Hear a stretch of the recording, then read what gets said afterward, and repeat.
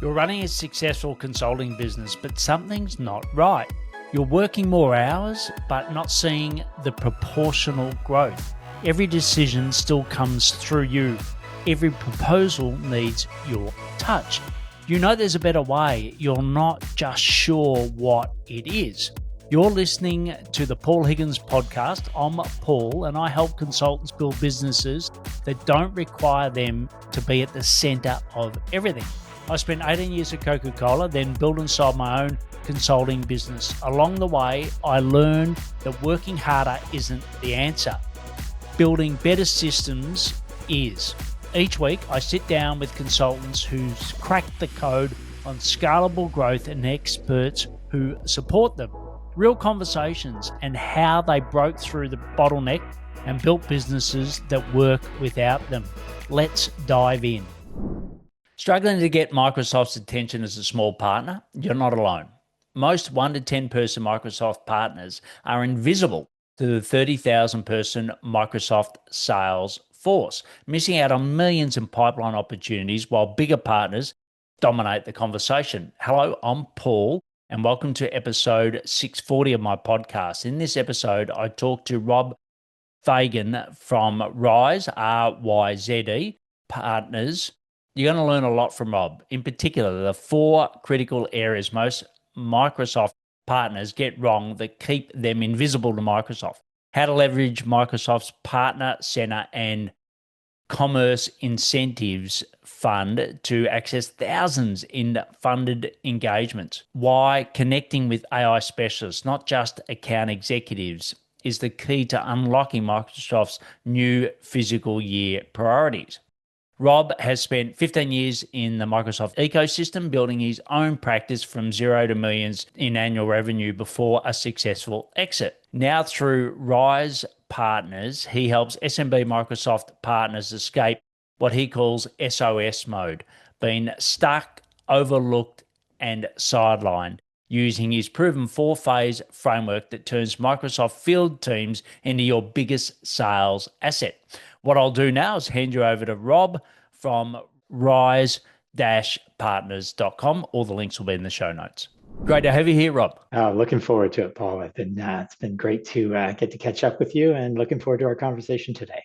Yeah. Well, look, I know you've been in the Microsoft ecosystem for 15 years now. With the latest venture that you're focusing on, who is your ideal client and what problems you love to solve for? Yeah, so in this latest venture, RYZE Partners, it's really been focused on helping the SMB type partner, that sort of 1 to 10 or 15 employees that are really trying to make their mark in the Microsoft ecosystem.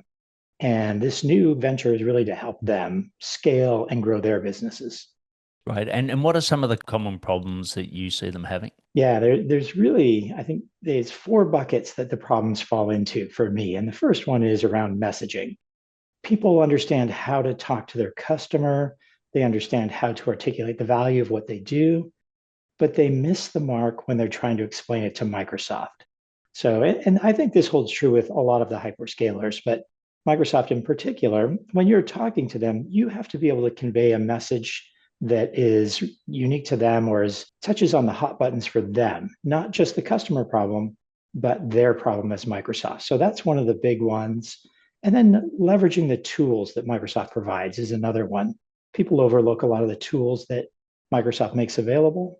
And so for me, when you solve those 2 problems, you're halfway to working with Microsoft. Great. And you said there's potentially 2 others? There are, yeah, no. A lot of what people think is they want to get to the account executive as an example. They want to meet the account executive, but the account executive may not be the right person for you to meet with out of the gate. You know, there are many different roles inside of Microsoft. So understanding who you align with, understanding the problem you solve, and how does that align with sellers or specialists inside of Microsoft. If you can find those people, that really helps catapult the motion forward. And the last one is, and this is a mouthful, so bear with me, but it's the Microsoft AI Cloud Partner Program. And that is Microsoft's way of interacting with partners for solution plays, for funding, for programs. And not understanding how to leverage that program, the Microsoft AI Cloud Partner Program, is a big challenge. It's a big miss on behalf of partners. And so I know it can be a daunting task and it seems overwhelming trying to understand all the facets of that program. But when you do, you can unlock so many different motions with Microsoft. You can get money to help support customer engagements. You can get money to help support deployment activities. Microsoft is there to support you in many different ways. And so that's one of the big ones that can seem overwhelming at the start. It can seem like a lot for a partner to take on. Yes. But I tell you, if you do, it really makes a difference and starts to bring everything together for you. Fantastic. So when you talked about the messaging, you Mhm. talked about what's in it for Microsoft. If, I'm a 1 to 10 partner and I'm thinking, wow, like there's so many of us, how do I cut through? What can a 1 to 10 partner actually contribute to Microsoft? Like, what are they looking for at the moment from a 1 to 10 partner? Sure. And this is one of the areas where Microsoft over the last few years has made a huge shift. Traditionally, Microsoft has been focused on those large enterprise customers and maybe that middle market sort of customer, that 5,000, 10,000, up to the 100,000 employee Yes. type customer. But over the last few years, that market has become more and more crowded, more and more saturated. And what Microsoft is now realizing that there's a huge opportunity in the SMB space, a space that they've typically not been very good at. And they also realize that they can't scale to that space. What they're looking for now is partners that can come alongside Microsoft who are already in this SMB market and start work with Microsoft to bring more of the Microsoft portfolio to this SMB market. And so I think that that is the massive opportunity. And those 1 to 10 person companies, those integrators, those consultants, that is what Microsoft is looking for now is people like that to partner with. So I think it's a huge opportunity.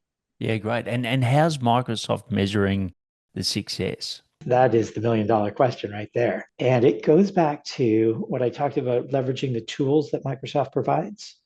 One of the tools they provide is called Partner Center.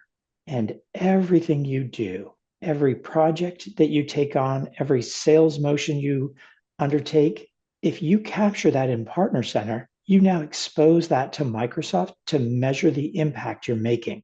It's such an integral part of a partner motion when it comes to showing the impact you're making in the SMB market or in any market really for that matter, Yes. but specifically in the SMB market, Partner Center is crucial. Great. And is that a Microsoft formula for return on investment, or is it, more general case studies? Like what actually goes in there? Yeah, no, it's very much an ROI discussion with Microsoft. When you are working in the Microsoft ecosystem, and let's just take the concept of Microsoft 365.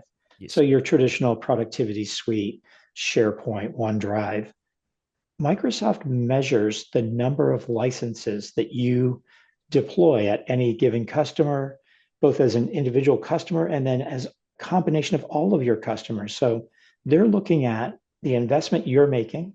They're looking at the return on that investment, which Microsoft measures in either license consumption or if you're an Azure partner, Azure consumed revenue, which is another big measure for Microsoft. So they absolutely are looking at the numbers when it comes to partnering with Microsoft. I often, and I know we've talked about this in the past, that I grew up in the Coca-Cola world, and it was sort of the Coca-Cola, I think, started the franchisor, franchisee sort of model. And it wasn't Mhm. franchises per se, but it was, the Coca-Cola did the product and they did the marketing, and then the bottlers did everything else. And effectively, that's, in the simplistic form, what happens here with any SaaS platform. What often didn't happen is that if I look at Microsoft and I look at most, that they measure what's in it for them, and Yeah. then the partner often makes all their profit out of services and not licenses. So there's a bit of a disconnect there between what's in it for the partner versus what's in it for Microsoft. Does Microsoft have the sophistication to think of both sides of the ledger, or are they just predominantly still focused on their side? That's a good question. And I think my experience is that they are well aware of the outcome both for themselves and for the partner and really for the customer as well. Microsoft knows that they need the partner community. There's no world where they can make the impact they want to make and are making without alignment to that partner. And to achieve that alignment, they really do need to understand what motivates a partner, what's going to keep a partner incented to work with them. So I do believe that at the end of the day, Microsoft is looking at making it a win-win-win. So win for the customer, win for the partner, and ultimately a win for Microsoft. Great. And you talk about some of these roles outside of the AEs. I'll sort Mhm. of bucket them into specialist roles. Like, who are some of those, and what are the ways to get in contact and work those roles? Sure. Well, it's such an interesting time right now for Microsoft because we're at their new fiscal year. I mean, we're only 28 days into their new FY26 fiscal year. And Microsoft has made a huge bet on artificial intelligence and AI. So they are now realigning all of their sales staff, all of their technical sellers, their technical specialists to align to different AI motions. So you've got now the AI workforce specialist, Yes. which used to be a modern work specialist or a security specialist. You have the AI business process specialists. And there we think about the ERP systems, the Dynamics or Business Central. We think about low code, no code in Microsoft's Power Platform. And so they've gone all in on realigning every employee inside of Microsoft, at least on the sales side, to double down on this AI motion, to double down on driving artificial intelligence into every sales cycle. I always encourage partners to, and this changes each year, Yes. although I suspect we'll be running this AI play for many years coming for the next foreseeable future anyway. Yeah. But Yeah. you have to understand those roles. So those roles are specialist sales roles. They still fit within the sales team. Correct. Yeah, they absolutely are focused on that sort of initial contact with a customer and ensuring that the sales process, both for the customer and that their partner communities, are led with an AI first motion. Great. And I know that you run a community to help support partners that you've worked out the formula. They're still trying to work it out, or in some cases they may never work it out. And I think, where you and I both play roles is that you're so busy in the technology sometimes that you don't get the opportunity, or you just don't get the time to go and work on how do I grow this business, right? And you're looking at helping them grow the business through using the Microsoft partner network. What do you see as some of the common things that people either don't do or should be doing to partner better with Microsoft? Yeah, and it really goes back to the framework that I developed, and it's the success framework for partnering with Microsoft. And it follows what we talked about at the very beginning of the call. You have to align messaging, and you have to be adjusting and tweaking that messaging to align to the sales motions inside of Microsoft. So that's first and foremost. That's step one or phase one of the process of working with Microsoft. And then you have to connect that message to the right people inside Microsoft. So you have to understand the types of roles you're going to want to work with that make sense for your business. How do you communicate your offers to those people? So that's phase two. Then we roll into phase three, and that is about partner center and marketplace. Yes. Without that, you become almost invisible to Microsoft Yes. if you're not landed in partner center marketplace. And then finally, it's understanding how to leverage the programs that Microsoft has. And I've run a business just like you, Yes. and it is so hard to find the time to do all of that while going out and finding new customers, being sure that you deploy those customers, servicing those customers. But the difference between not doing it and doing it is night and day in terms of your ability to scale as a partner. For me personally, the first few years of my business, it was a struggle Yes. until I started to implement these four phases and repeat those over and over again.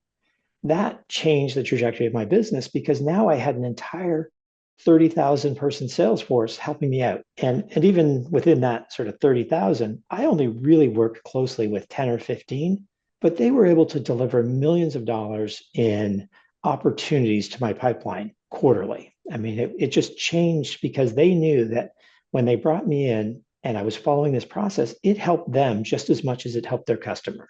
Yeah, and I know different platforms, each of them run their go-to-market motion differently, but one of the biggest complaints of partners in the past is that I just get to know someone and they move on, right? And so the first question in the Microsoft system, but people normally are they I've heard they're long-termers, but are they more likely to stay within the Microsoft ecosystem than job swap between Salesforce, Microsoft, etc.? What's sort of been your experience? Yeah, that's a tough question to answer in terms of always lots of churn in these big hyperscalers.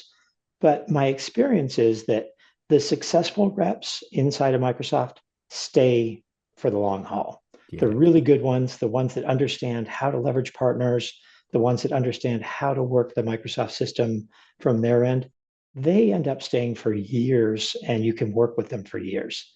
And some of the newer reps that come in, the ones that are sort of on the upward trajectory, they might move around a little bit, but that still always benefited me because they would end up servicing new customers that I could now get introduced to. And the ones that didn't make the cut, well, yeah, there was a little bit of churn there. It's a double-edged sword. There's some good and bad in it, but for the most part, my experience has been that the longevity of the people has Yes. been good. Now, I will say that every few years, Microsoft shakes up the account list. So you might be working with somebody. You and I were working together for years, and all of a sudden you've got a bunch of new accounts. But that's still positive for both of us. Yeah, great. And as far as, I remember, some people saying that, oh God, every time I go into it was a competitor office, there was someone's business card, right? So it was a lot of in-person connection. I know COVID sort of, changed that for everyone, unfortunately. But what's your experience of, in-person versus virtual to build these relationships, particularly with the specialists?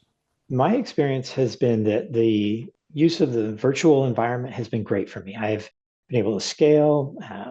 Obviously, when I have an opportunity, I love to meet people in person, but the ability to deliver value virtually has not changed my motion. It allows me to still get in front of them, still add value, and scale a little more. Now, am I going to go to Dallas and meet some folks? Absolutely. It's a great time to do that. But I believe very strongly in the ability to build these relationships virtually. Yeah. And what about the in-person events? Do they have specific partner events? And if they do, what's the opportunities there? Yeah, so it's Microsoft they moved well away from it during the COVID, and it really took some time to come back. But this year, in calendar year 25, I have seen more and more Microsoft offices hosting in-person events through their innovation centers. Yeah. Microsoft has brought back the big conferences, the Ignites, the Inspires, all of those conferences coming back. I've really seen a move to more in-person events over the last 12 months. Great. And are there sponsorship opportunities at those events for the partners? Or, if I'm a 1 to 10 person, I don't have a lot of marketing funds, how should I be directing them is the question I'm really asking. Yeah, no, it's that is a great question. When it comes to in-person events, in the innovation centers, Microsoft has hosted or does host partners at little to no cost if they are bringing an audience. So if you're bringing some customers into the innovation center, Yeah. Microsoft makes that available to you. They can make the offices available to you. Now, at the larger events, they are sponsorship opportunities and they can be pricey. So it's one of those, careful what you wish for. You could be spending a lot of money, but yeah, no, they definitely are sponsorship opportunities. But there are opportunities to leverage the facilities that are at little to no cost. Yeah, great. And you talked about some of those programs. What are some good examples of some programs that you've seen the partners that are dealing with SMBs Mhm. tap into? Yeah, so there is a set of programs under what Microsoft calls the Microsoft Commerce Incentives Fund. And if you're, as an example, a security partner and you want to help people deploy the Microsoft security stack, I think this year they have 5 or 6 different funded programs where you can apply on behalf of your customer. And they range from three to ten or $12,000 in that SMB market in terms of funded engagements where Microsoft is paying to have you do work. So, obviously there's some hurdles you have to jump through to get the dollars, but when you do and you jump through them, it is a huge advantage for you as a partner because you can now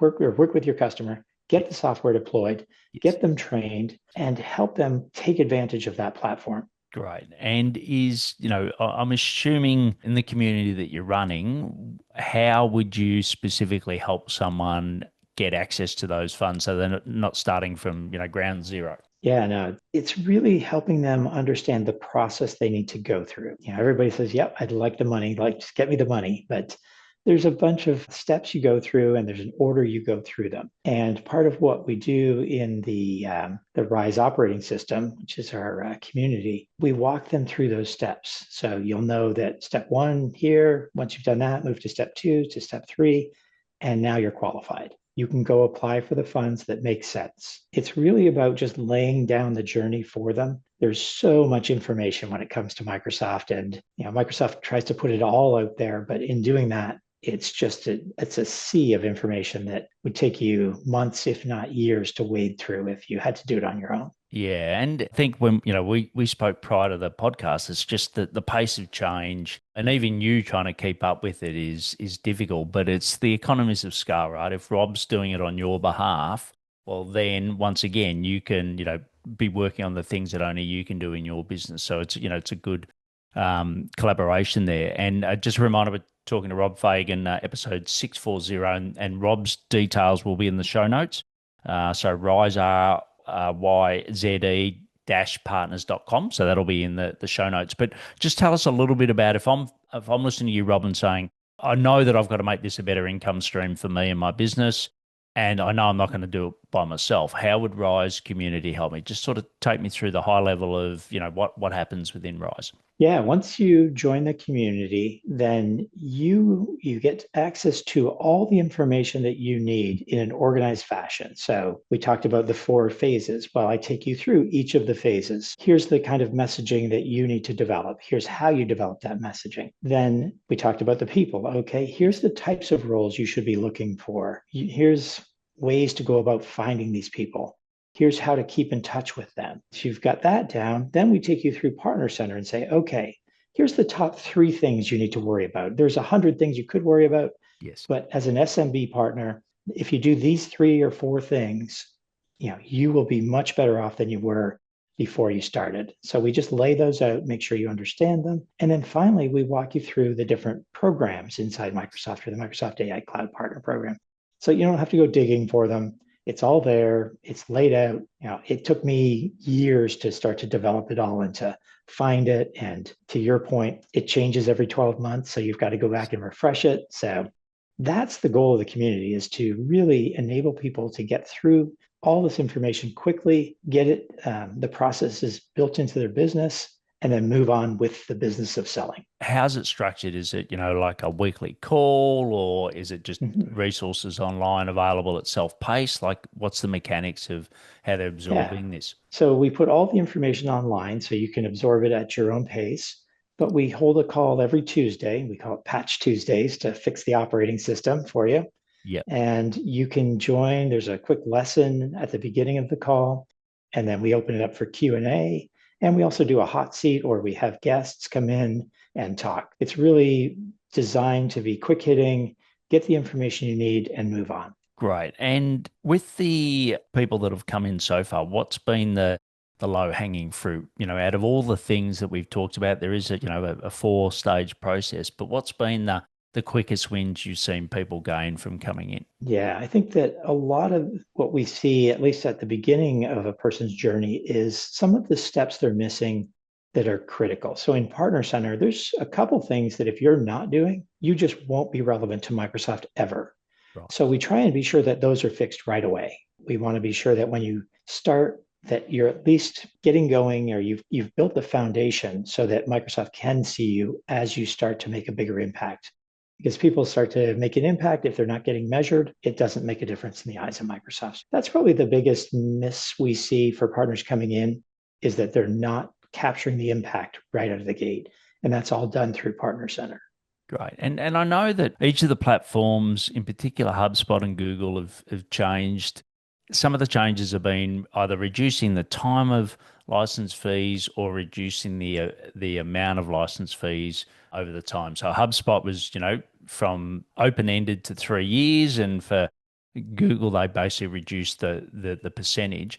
Microsoft, is there any major changes that you're seeing in the way that they remunerate partners, more from a licensing perspective in the future? Yeah, it's super interesting. This is the one of the years where they have incented what's called CSP. That's the licensing model that Microsoft uses, and they have put a lot of additional funding behind helping partners sell licenses, drive more license consumption. So they've upped the percentages. They've doubled down on helping partners get paid for selling licenses. So it's been a really big change. And part of that is driven by Copilot, Microsoft's AI platform.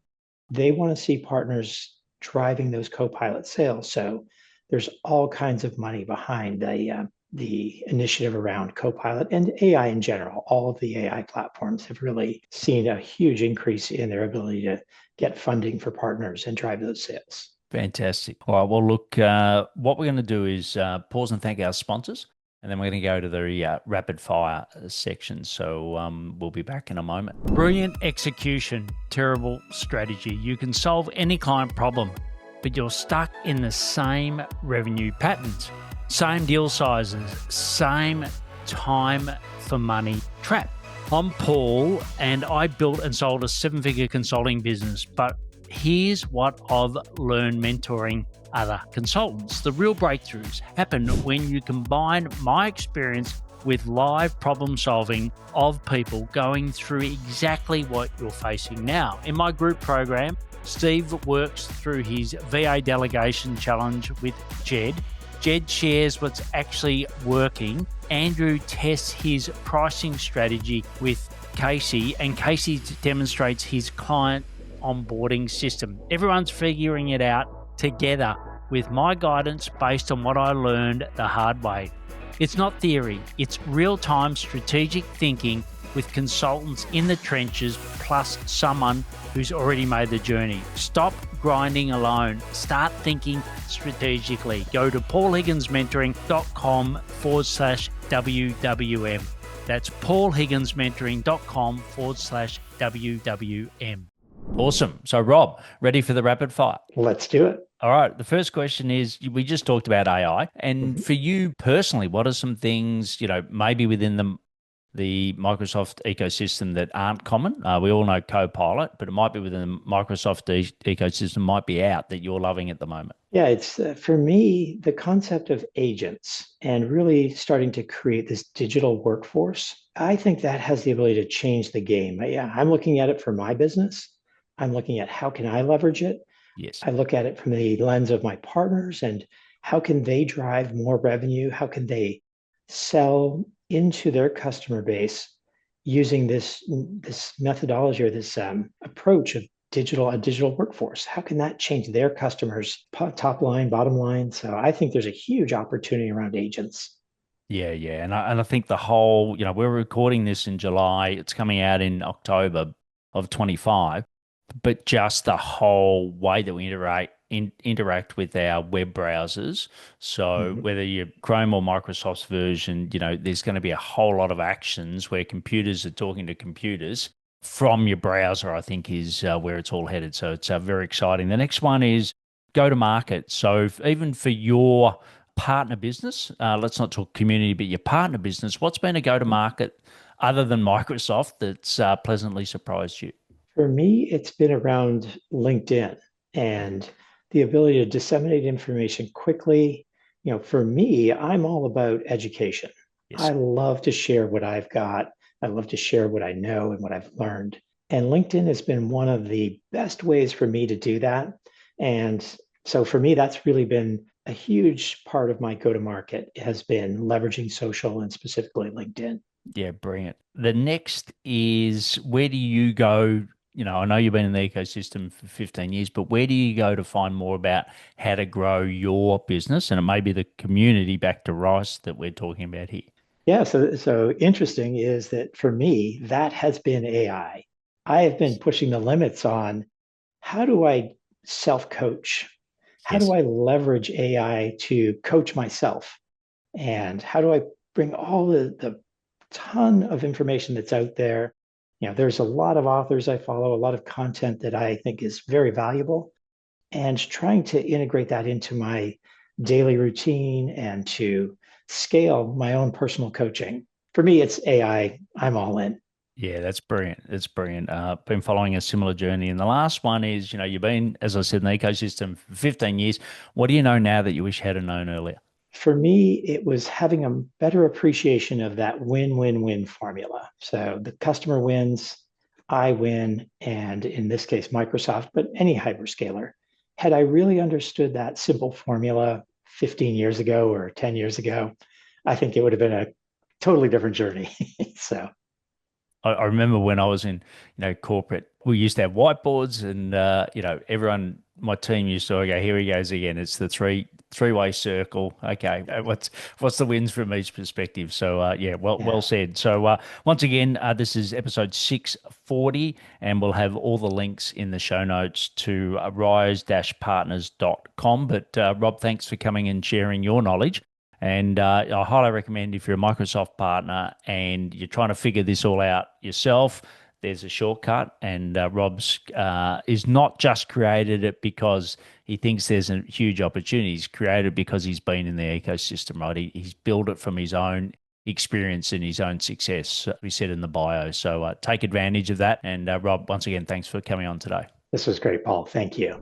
What a great interview with Rob. And Rob's 4-phase framework shows exactly why most Microsoft partners stay invisible, why others unlock millions in opportunities through their massive sales team. The key is understanding that Microsoft desperately needs partners who can reach the SMB market. They can't scale it themselves, but only you can speak, but only if you speak their language and measure what they measure.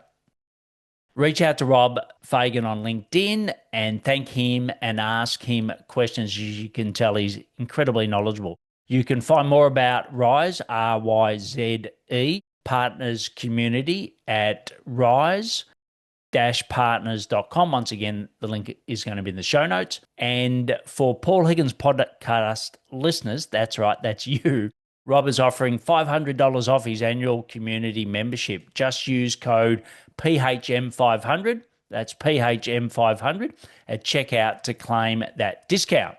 You can watch this great episode on the Paul Higgins Mentoring channel on YouTube, and I'll see you next time on the Paul Higgins podcast. What stood out to you from today's conversations? Look, building a consulting practice that doesn't resolve around you isn't easy, but it's possible. The consultants and the experts I interview have proven that. Every week I share insights from those conversations, practical strategies from people who've actually done it or help others do it. If you want to learn more from this experience, get my newsletter at paulhigginsmentoring.com/newsletter. Just practical stuff from consultants who's figured it all out.